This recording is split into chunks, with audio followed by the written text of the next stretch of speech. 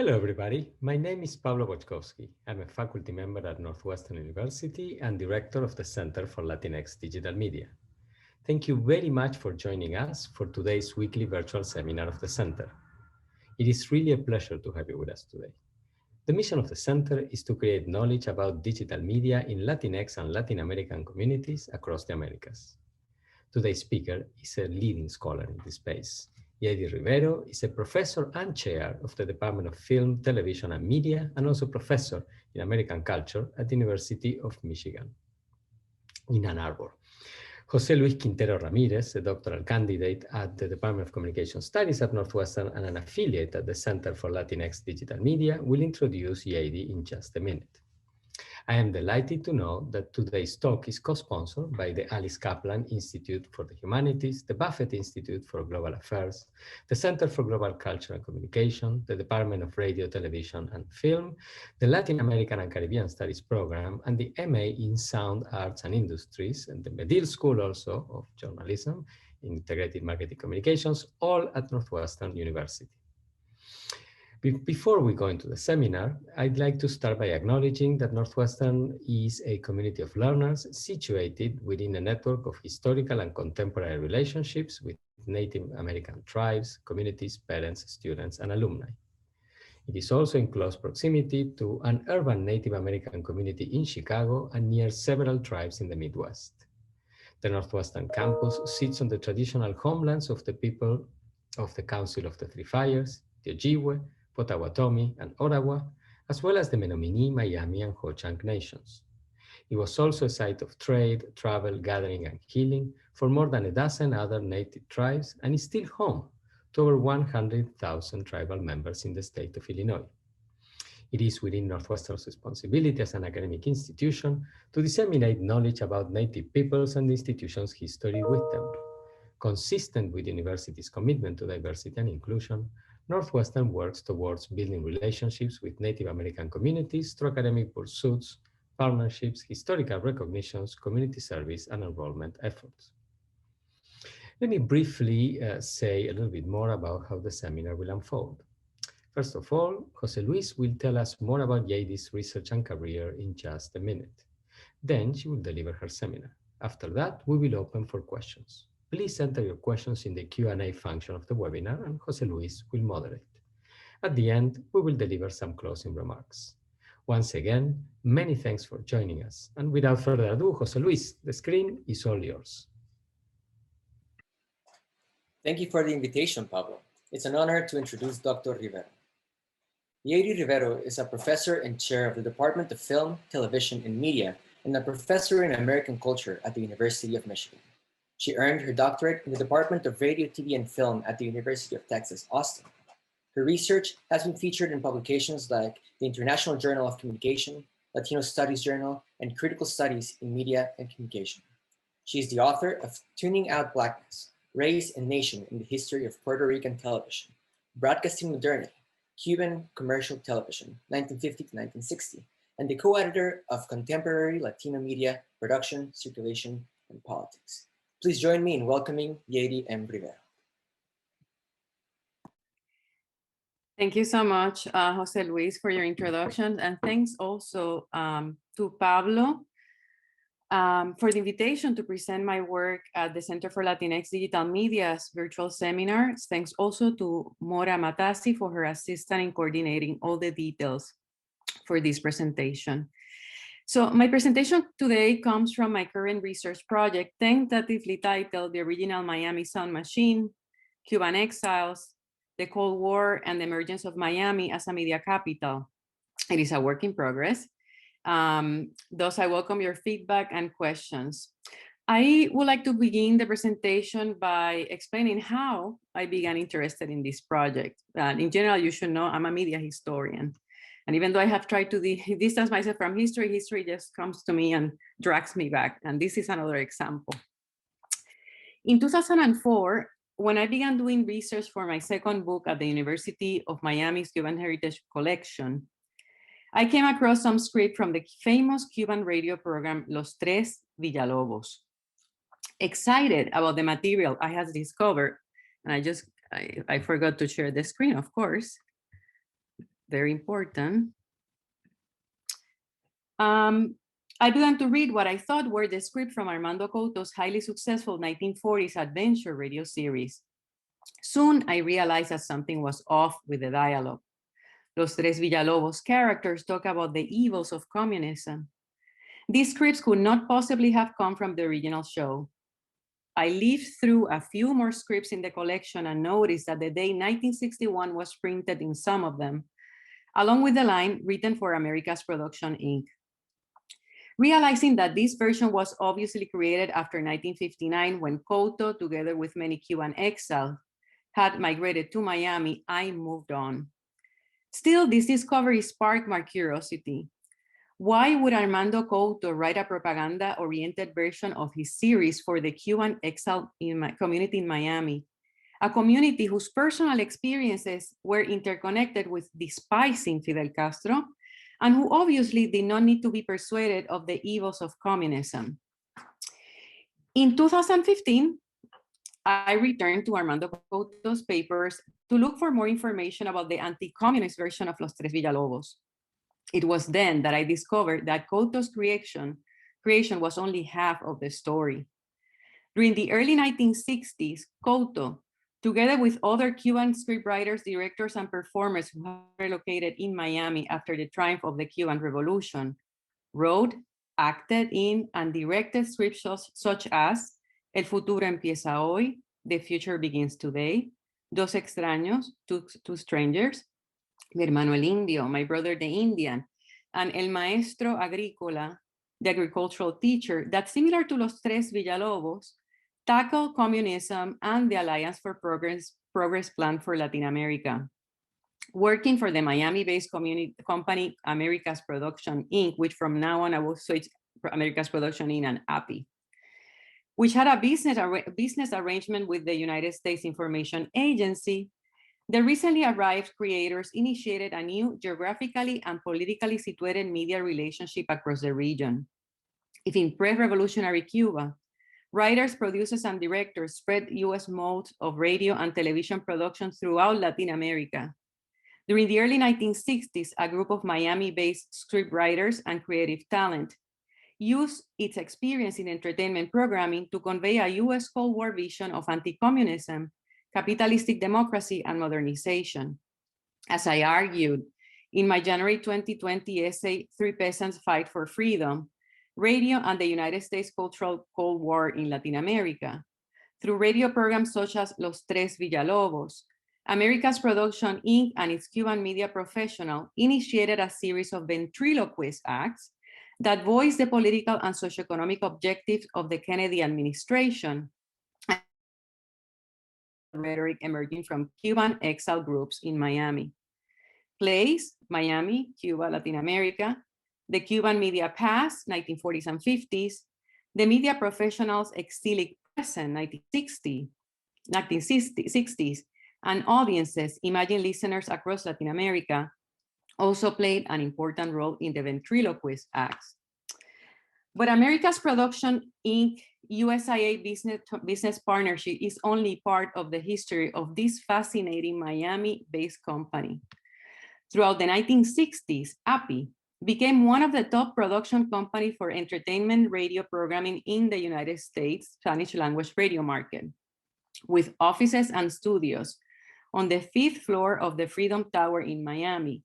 Louis Boeheri, founder of API, formed a highly successful business selling 650 programs to the US government and more than 2,000 half-hour episodes of entertainment shows to US Spanish language radio stations and commercial radio stations in Latin America and Spain. One of the principal business strategies used by Boeri to market both API's propaganda-oriented programming and entertainment programming was to represent the company's shows as depicting a neutral Spanish language accent. In this presentation, I focus on API's marketing materials and available entertainment radio programming to answer the following questions. First, what elements inform API's alleged accentless Spanish language performances? And second, in what ways might these elements have contributed to the company's success in the US Spanish language radio market during the 60s and its demise in 1970. I contend that three interconnected factors inform API's representation of Spanish language neutrality. Number one, stage linguistic performances on radio. Number two, the genres being performed. And number three, the audience's familiarity with both stage linguistic performances and genres. The audience's familiarity with the actors' linguistic performances and genres, specifically the radionovela, and the particularities of what was conceptualized as a Spanish language radio market during the 1960s, facilitated Boeheri's representation of API's program as accentless. So now I am going to discuss how Industry Magazine constructed or represented the Spanish language market, radio market, and then I will focus on the available API's marketing documents and shows.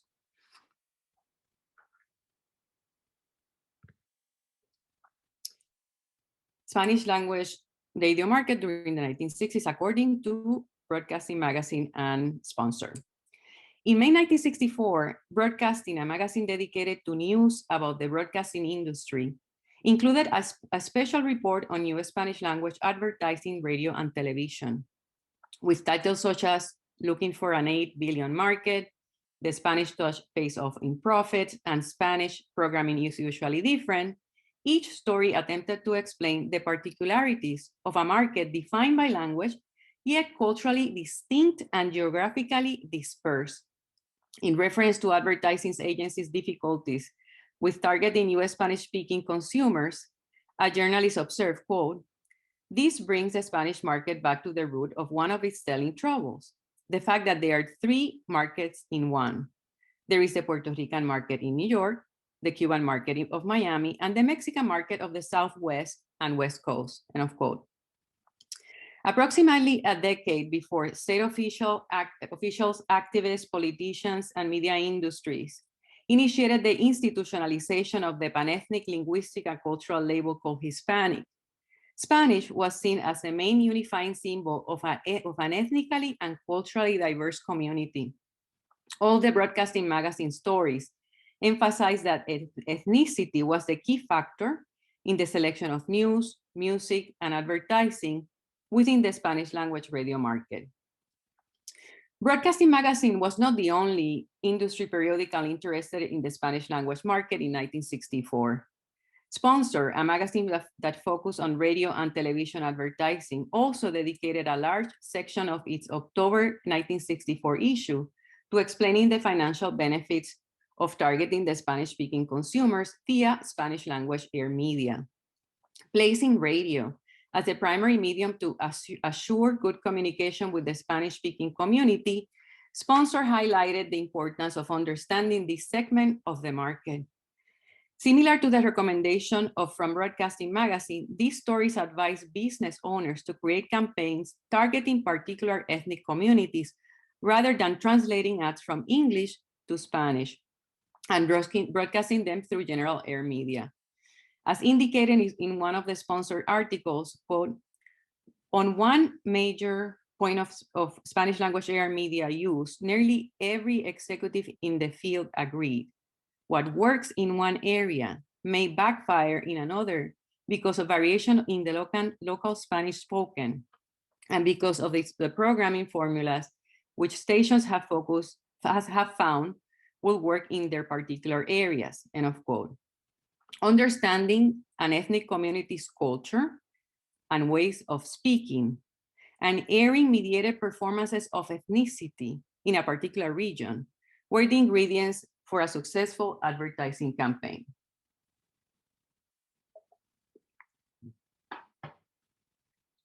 To be sure, this was not the first time that Sponsor had published stories about the Spanish language market. Since the early 1960s, the magazine had included information about stations and programming. As Felix Gutierrez and Jorge Reina Chemen's research documents, throughout the 1960s, Sponsor had annual reports on Spanish language industries and audiences. Nonetheless, what was interesting about both the 1964 Sponsor and broadcasting issues is the clear demarcation of the three largest ethnic groups that comprise what was called the Spanish language market, Mexican, Puerto Ricans, and Cubans. Their geographical location, their diverse musical tastes and news preferences, and their distinct Spanish language accents. Yet, while both industry magazines clearly stated that station owners and advertisers should avoid general campaigns for the Spanish language market, one type of program had the potential to attract broad Spanish language audiences regardless of ethnicity and place, the radionovela. Whereas broadcasting magazines stated that many stations in the West and Southwest bought radionovelas from Mexico, the magazine forgranted two producers of radionovelas in the United States at the time, KCOR in San Antonio, Texas, and America's Production, Inc. in Miami, Florida. As Jorge Reina Chemen and Ricardo Flores explained, KCOR in San Antonio was the first radio station in the United States entirely devoted to Spanish language programming. Owner Raúl Cortés began operations in February 1945 as a daytime-only AM station with programming that included Mexican music and radionovelas. For the radionovelas, Cortés began his own production enterprise in San Antonio, hiring writers and actors from Mexico and bringing them to the city. According to Chemen and Flores, the prime decades of KCOR's radionovela production were the 40s and 50s, when the radionovelas were sold to various stations across the nation that had Spanish language hours. Louis Boeheri, founder of America's Production, Inc., API, followed a different path, business path from Cortés. In 1961, he established the company to, quote, furnish Spanish programming to the U.S. Information Agency, which hoped to use a Latin American passion for soap operas to the U.S. advantage, end of quote. By 1963, he had more than 50 performers and technicians on his payroll, all of whom were highly experienced actors, scriptwriters, and technical staff who were involved in radio and television production in Cuba, described as, quote, the unquestionable leader of Latin television and radio production, end of quote, during the 1950s. With his offices and studios on the 5th floor of the Freedom Tower in Miami, Boeri formed a radio programming empire. By the mid-1960s, Boeri was considered a leading producer in the booming US Spanish language radio market. Stations in New York City, Miami, Tampa, Albuquerque, and Fresno were part of America's Productions clientele. One important element of Boeri's business strategy was the selling of his shows as representing a neutral Spanish language accent. As noted in the brochure, The Spanish Language Market in the United States and How to Sell It, quote, API was selected as a source of Spanish language material for the U.S. Information Agency because of its ability to produce programs with a copy, a diction, and an elocution pleasing the vast and varied public of Latin America. This absence of national or regional idioms and accents in the API programs have made them universally acceptable wherever Spanish is spoken, end of quote. The API founder further supported his claim of accentless Spanish language programming by interconnecting API's workforce to the popularity of Cuban radio products across Latin America prior to the Cuban Revolution. As stated in the brochure, Spanish language marketing in Latin America and the United States through radio and television via the API program, quote, since a tremendous void exists in the production of programs by, about, and for Latin Americans, immediate audience attention is virtually assured. This initial audience will be sustained and increased because the API talent used in this program has been carefully selected for the most successful of those men and women who were primarily responsible for the almost monopolistic dominance of all Latin American radio and television programming prior to the events of 1959, end of quote. By highlighting Cuba's media dominance in the region prior to the Cuban Revolution, the aforementioned description erases the national productions in multiple Latin American countries, as well as the KCOR San Antonio products. Hence, based on this description designed to attract sponsors, API's programs were accentless because they were created and performed by people who were in charge of writing, producing, and acting in many of the radio shows sold across the region during the 40s and 50s. While the two brochures previously mentioned stressed the absence of an accent in API's programming, some of the promotion materials for specific shows describe the Spanish used in the program as the new continental Spanish. Continental Spanish was characterized as accentless and void of localist idiom, as it says there. Continental Spanish without a specific accent, without localist jargon or idioms. Based on the available material, API advertised two types of accentless Spanish as part of its programming: accentless Spanish and accentless Continental Spanish. Particular genres, actor linguistic performances, and incorporation of idioms demarcated the type of accentless Spanish in API's programming. So now I'm going to talk about the specific genres, actors, linguistic performances, and idioms that were part of some of the shows. As previously mentioned, America's Production Inc. produced two types of entertainment radio shows, one with political content and another generally characterized as pure entertainment. Conveying the US Cold War vision of capitalistic democracy sprinkled with the Cuban exile writers' understanding of communism, the politically oriented shows, which included adventure shows, radionovelas, comedies, and interview shows, range from direct anti-communist propaganda to a more subtle approach that highlighted the benefits of free enterprise, modernization, and democracy for the region. The bulk of the propaganda programming created for USIA was produced during the early 1960s, and some of these shows were remakes of highly popular Cuban radio programs from the 40s and 50s. In some cases, the same actors from the original shows participated in the Miami-made remakes. Entertainment programs designed for the US, Latin America, for the US, Latin America, and Spain included radionovelas, adventure shows, sports, trivia, and interview shows with musical stars, and comedies. API began to produce pure entertainment programming in 1963. However, it was not until the mid-1960s that newspapers began to pay attention to what was described as, quote, the world's biggest Spanish language soap opera factory, end of quote.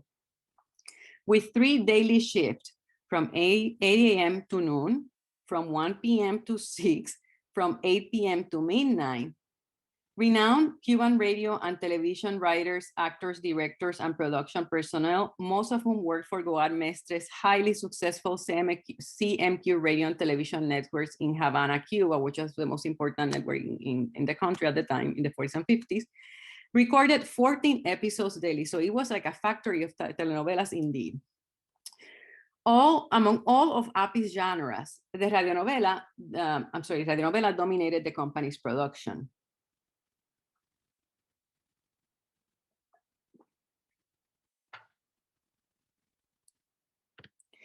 Written by renowned Cuban radio and television script writers, and towards the late 1960s, some Mexican script writers, API's radionovelas emulated the novela rosa model developed in Cuba during the 30s and 40s. Echoing Ana Lopez's analysis of telenovelas, API's radionovelas followed melodramatic narrative devices such as, quote, returns from the past, reversals of fortune, and painful confrontations, end of quote. The clearly demarcated melodramatic tones was emphasized through music, narration, and acting. Empathetic music was used to highlight the melodrama of a particular scene. The narrator, usually a man, presented the ambience and in some cases the internal struggles of the characters. The actor's elocution involved a slow delivery of the lines, emphasizing a clear pronunciation of all the words. Most of the novelas were set in fictional locales. For example, in Cuando el amor condena, when love condemns, the narrator describes the place as, quote, it was a blissful region, a city that has been divided by the passing of time, with an old city and a modern city, end of quote. So it was anywhere. And I have a clip, but it's a little long, so I'm gonna skip and I'll play the next one. Nonetheless, there were a few exceptions with some of the shows taking place in specific towns or cities. For instance, the radionovela Mini El Ángel del Barrio, not to be confused with Mini El Ángel de Barrio, the adaptation in Argentina that was done in 1969. But this is the original radionovela, the original script. Mini El Ángel del Barrio, Mini the Angel of the Neighborhood, narrated the journey of a Puerto Rican woman who moved to New York City after her parents died. The opening sound in each episode, car horns, a woman saying, Mini, how are you, in English, and a narrator mentioning the city of New York, clearly announced where the action of the radionovela took place. And I'm gonna play this clip here. Mini, capítulo 1.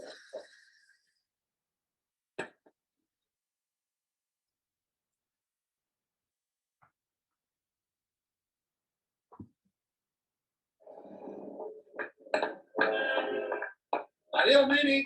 Adiós. Esta es Mini, la historia de una criollita humilde en la gran ciudad de Nueva York. Horizonte de acero y tupida selva de rascacielos. Mini, el ángel del barrio. ¿Habrá un lugar para ella en este mundo nuevo y ajeno? ¿Podrá conquistar aquí la felicidad? Una historia apasionante de la vida de hoy, con un personaje central inolvidable. Mini, escribe María Julia Casanova.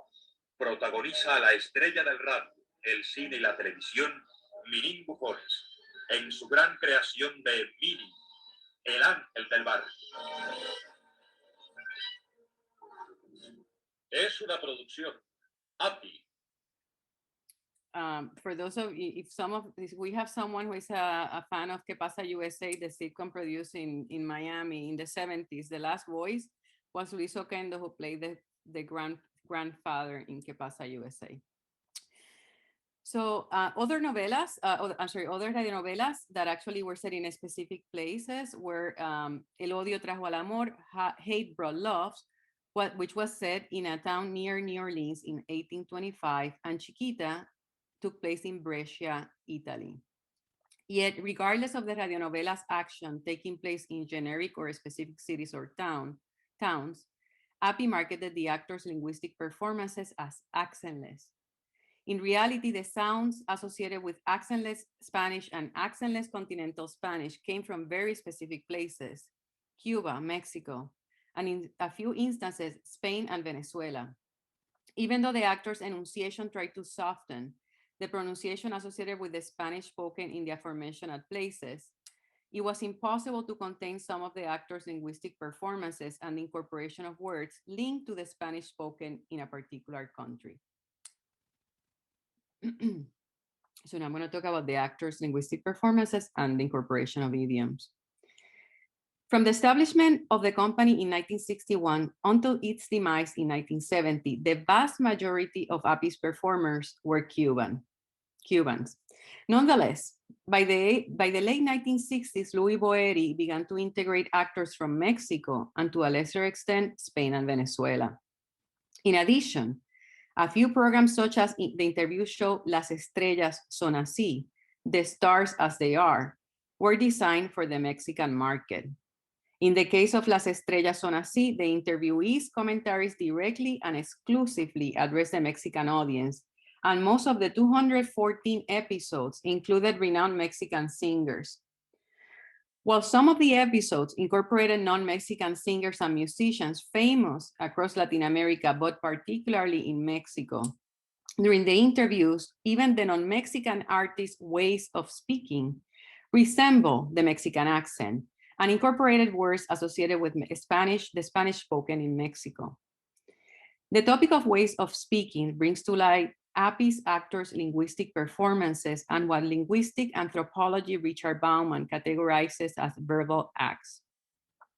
For Bauman, a verbal act may, quote, may comprehend both narration and the speech expected of certain members of society whenever they open their mouth, and it is performance that brings them together in culturally specific and variable ways, end of quote.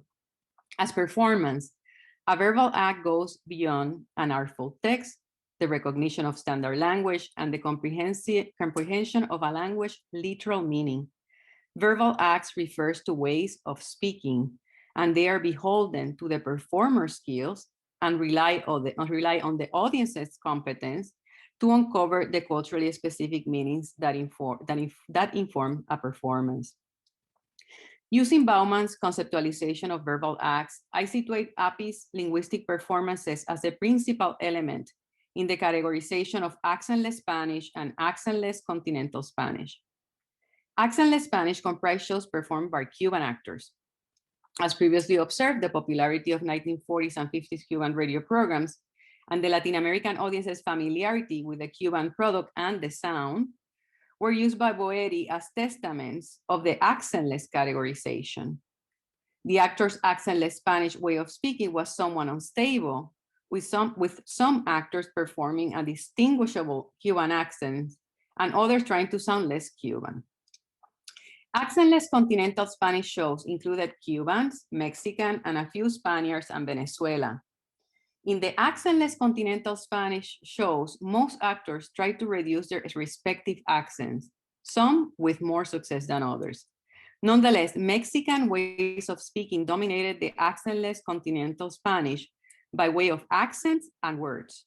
To provide some examples, in the radionovela La Casa del Dolor, first episode, a character uses the word pastel in reference to cake, a translation used in Mexico rather in Cuba. In Cuba, no one uses pastel. In Corazón de Roca, a character uses, pastel to describe cake.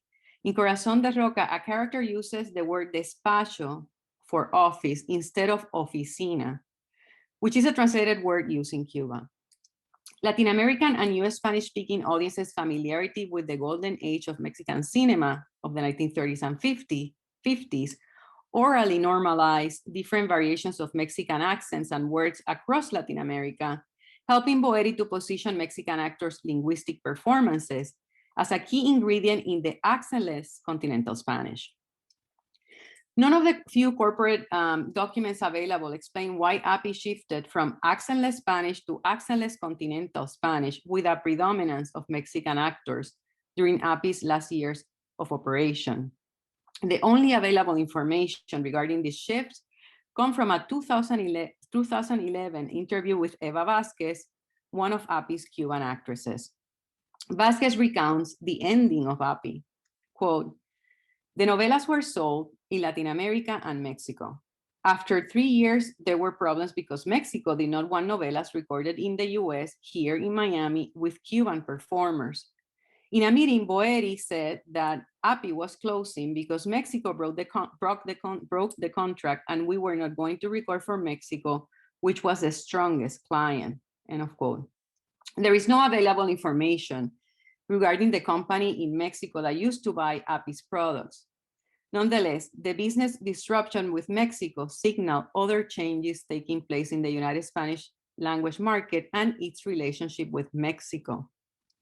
By the early 1970s, both the US Spanish language and Latin American broadcasting markets and the business relations between these two industries was changing. Spanish language television in the United States progressively became the principal medium for targeting the Latino community. Mexican media mogul Emilio Azcárraga, who in 1961 formed Spanish International Network scene with 2 stations, one in San Antonio and another in Los Angeles, expanded his Spanish language television market, becoming a dominant force in the Hispanic market. In Latin America, the telenovela genre was localized, adding distinct national histories, cultures, and characters, while concomitantly distancing itself from the Cuban radionovela's origin. Mexico's Televisa, owned by Emilio Azcárraga, became a major producer of telenovelas and the main provider of content for Azcárraga's Spanish language television network in the United States. The Mexican segment of the Hispanic population was increasingly seen as a primary target for advertisers, and with it, the Mexican ways of speaking progressively became the norm for accentless Spanish in radio and television advertising and programming. Miami was the only geographical place in the United States that deemed a Cuban accent as accentless. So now I'm gonna some general concluding remarks. While I'm still conducting research on this project, I would like to end my presentation with some general thoughts regarding America's Production, Inc. and its place in the history of US Spanish language media. The API case study reveals the following. Number one, Miami has been a central place for US Spanish language media production and exportation since the 1960s, instead of the 1980s, as some of the scholarship asserts. And of course, it's interconnected to the Cold War, the investment of, government investment in producing propaganda, etc. Similar to the origins of Spanish language advertising in the United States, something that Arlene Davila has covered, has analyzed and researched, Cuban exiles were active participants and leaders in the development of Spanish language broadcasting in the United States. 3, as communication scholar Marko Dragojevic, Howard Giles, and Bernadette Watson observed in reference to standard language ideologies, quote, standard language varieties come to be indexically associated with symbolic and economic value, becoming a form of linguistic capital, end of quote. API's history shows that the commercial leaders in Latin America's broadcasting and film industries during the 40s and 50s molded the US Spanish language market with Cuba and Mexico and their mediated accents and genres, normalizing certain voices and stories aired via US Spanish language commercial radio. Last and not least important, Mini El Ángel del Barrio might be one of the first entertainment radio programs produced in the United States that address the process of migration and acculturation. Thank you. Thank you, Doctor. You can now submit your questions through the Q&A and we will aggregate those and I will be making them. You can take a couple of minutes to do so. In the meantime, I would like to start with a question myself. I'm wondering, you mentioned at the beginning, it is clear that genre familiarity played a big role in allowing these advertisers to present this continental Spanish or this accentless Spanish as standard, as is real. I wonder if you could tell us a little bit about the afterlives of this genre familiarity.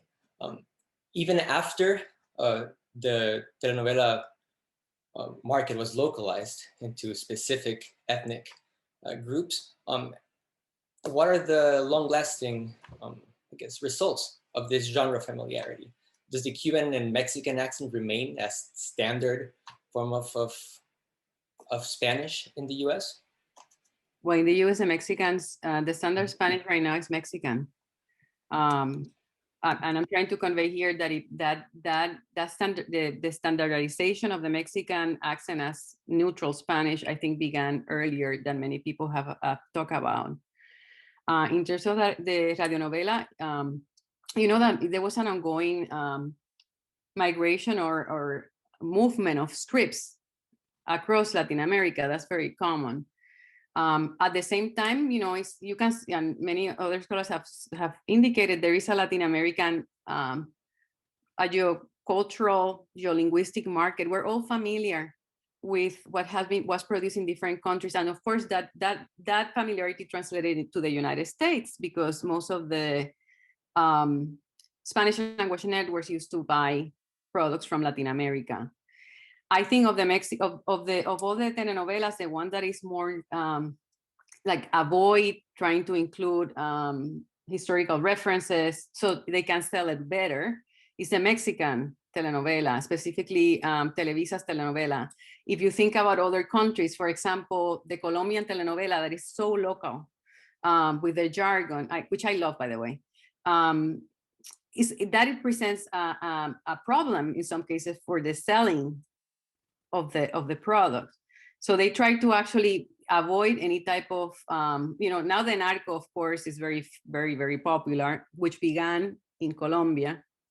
But so there is some familiarity, okay, narco, there is a problem with other problem across Latin America, okay, so that can be moved, that moves.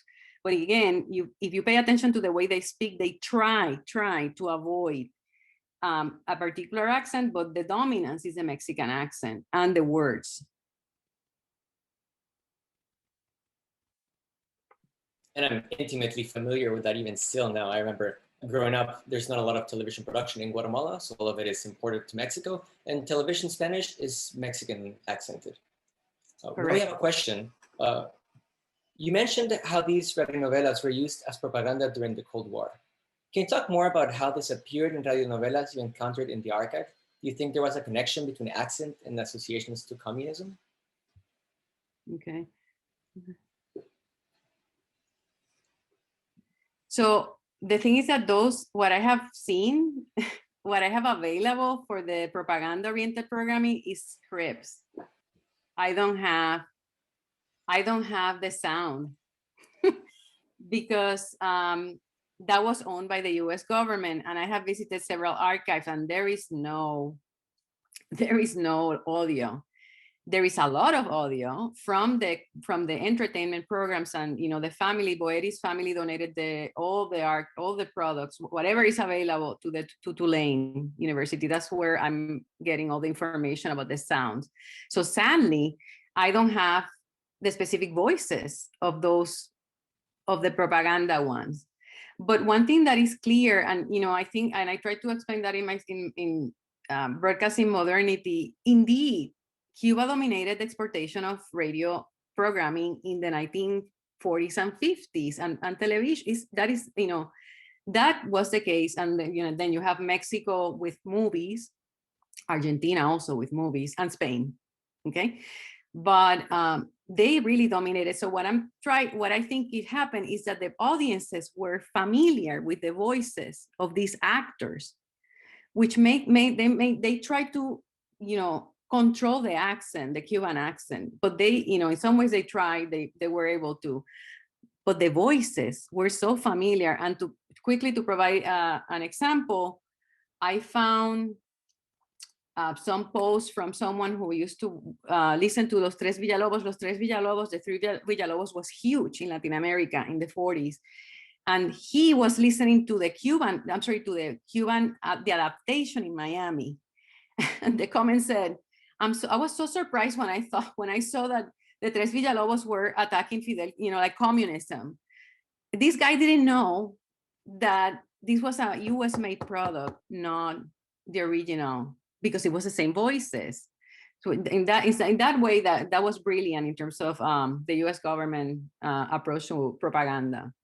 So sadly, I cannot tell you about the voices in propaganda programming because there is nothing available.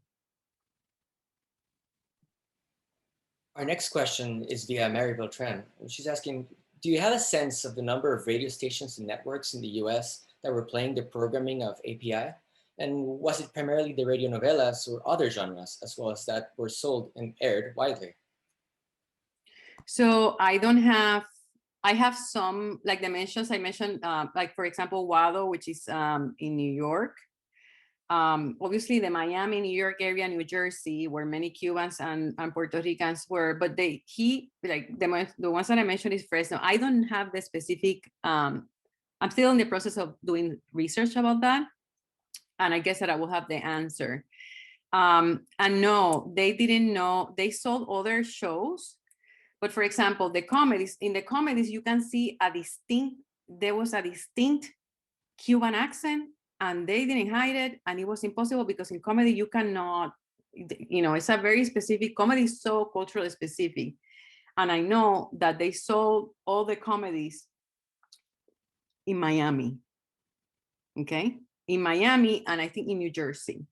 But they didn't sell it to other places. And then later, apparently, Radio Martí, the propaganda, Radio Martí actually took some of those comedies and began to broadcast them through to Cuba. But again, as I mentioned, these are excellent questions, and I hope that I can answer it in the future because I don't have the specific. The radionovelas, for sure, the comedy is only localized. I imagine that they mentioned Las Estrellas Son Así, which is about Mexican singers, which is an excellent show, by the way. It's an excellent show. Impressive.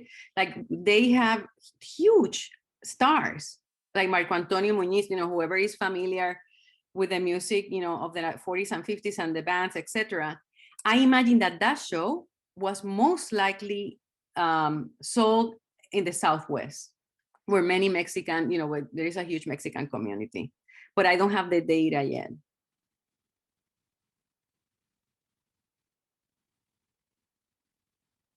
Our next question is via Mora. Thank you so much, Professor Rivero, for this wonderful presentation. This might be a little bit out of context, but I just have to ask, as someone raised in Argentina watching cartoon programming via Nickelodeon all my life, and these shows were absolutely spoken in neutral forms of Spanish language. I'm wondering whether you have any insights as to why these forms of very neutral Spanish have permeated into large programming for children in Latin America. Because actually I remember, anecdotically, I remember myself playing with dolls and speaking in neutral Spanish. And that's like very common in children raised here, because we've been raised by listening to these forms of Spanish language that are not related to the way that we speak, but either way. So I'm just curious about that. Any insights that you might have on that would be wonderful. Thank you so much. So that's a great question, because that's related to dubbing. And I imagine that you're saying, so the cartoons were dubbed in Spanish, correct? Mm-hmm. So, okay, so during the 50s, the market of dubbing was dominated by Puerto Rico, Mexico, and Spain. Okay. Cuba began to develop dubbing in the late 1950s, and then the revolution came, and forget it. Now, I know for a fact that Mestre, who moved to Argentina after the Cuban Revolution and founded Channel 13, one of the first commercial television stations in Argentina, he began a dubbing industry in Miami with all these Cuban actors, okay? But once again, what happened with that specific business is that it was extremely expensive to pay in dollars. And then you have the Mexican market, which is cheaper because you're not paying, you're not buying in dollars, paying in dollars. So that's another, the business model, capitalism itself actually is the one that defines what neutrality is, in addition to in the case of the United States, the majority of the Mexican audience. But in the other cases, it's also the fact that they have the structure, they have the actors, and they actually began to sell themselves as selling the neutral Spanish language accent.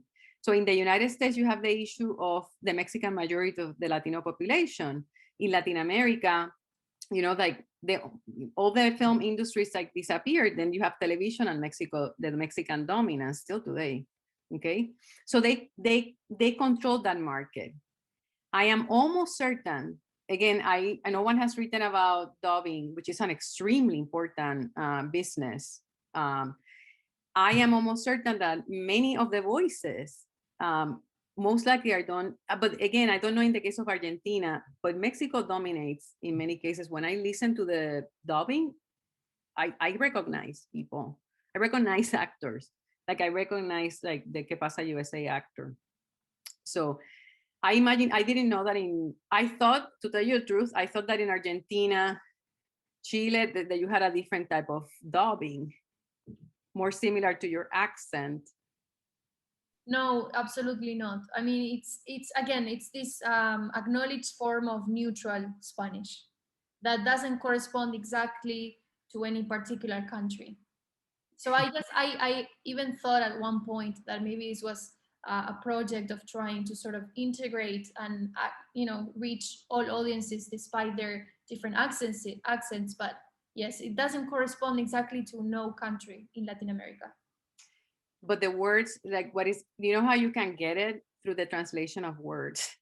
Like when I mention despacho, I don't know, I don't use despacho, I use oficina. So those things, there you can get it. And I remember for me, despacho is like, who the hell uses despacho or pastel? For me, pastel is something totally different. And then I put it on Facebook, who uses pastel? And of course, the only one that mentioned pastel as cake was in Mexico. There might be others. With the words, you can actually get the information. Absolutely. Thank you so much, Professor Rivero.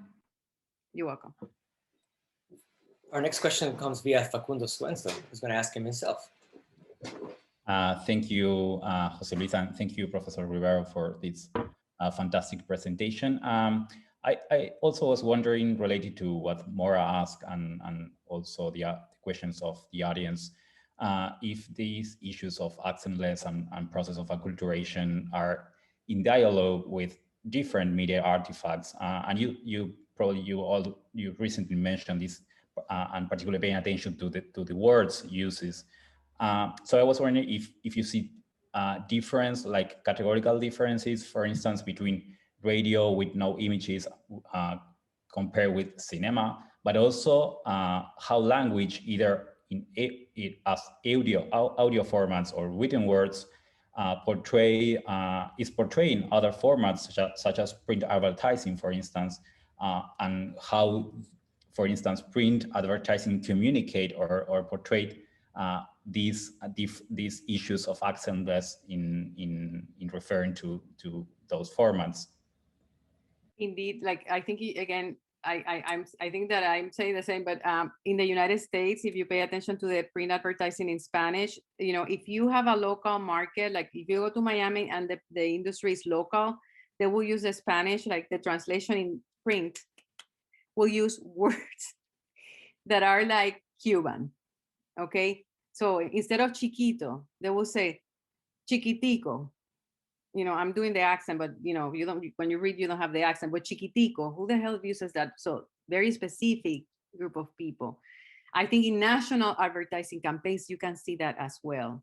And again, obviously there is no neutral Spanish language accent, it's a construction. And right now, again, as I mentioned, it's the Mexican Spanish language. That's the specific accentless.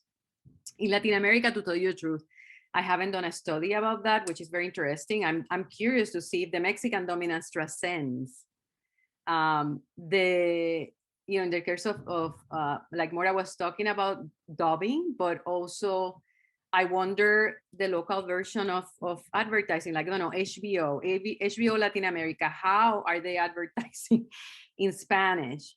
I'm curious, I don't know. What words are they using and what accents are they using, despite the fact that I know that the Latin American market is divided by regions. So the Argentina, Uruguay, Argentina, Chile is a specific group, okay? Even though they receive programming from other countries. So yes, again, I think the accentless in national campaigns, you can see it through the selection of words. And then you can say that this accentless is not accentless, this is like, you know, words from Mexico or words from Uruguay, I don't know. But yes, the accentless can be, accentless transcends sounds because it's actually selection of idioms and jargon. Thank you very much. You're welcome. Our next question is via Cristal Camargo. She says, Dr. Rivero, your presentation was fantastic. Your analysis of accentless continental Spanish in a period before the pan-ethnic terms Hispanic or Latino is genuinely impressive. It's not surprising that Mexican Spanish dominated the market in the 1960s and then, and still now. Now, do you know how Cubans or Puerto Ricans in the 1960s felt about the Mexican-focused accentless continental Spanish that they heard over the radio? No. No, I don't know. Keep in mind that they were, even though those, you know, they were still very targeted. And I can tell you about this. This is a background story. I used to work as my work before I did my PhD, I did voiceovers. And I live in New York City. And in Spanish, voiceovers in Spanish. So I did HBO, I did Colgate, I did, I don't remember.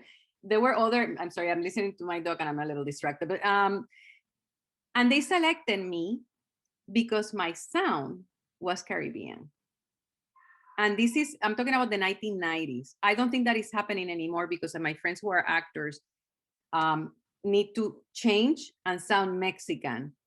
But up to the 1990s, in advertising, they were trying to actually, which is curious, targeting the Caribbean community in New York City. Now, that is not the case. Going back to the 60s, the late 1960s and 70s, to tell you the truth, that will be a beautiful audience study. Yeah, that will, oral history, interviewing people, which is another fascinating project. And that's an excellent question, by the way, because I imagine that they, I know we are culturally competent. We can hear the sounds. I recognize many sounds, many accents. So I imagine that they also recognize that they were not listening to themselves when they were listening to programmings coming from, I don't know, Mexico.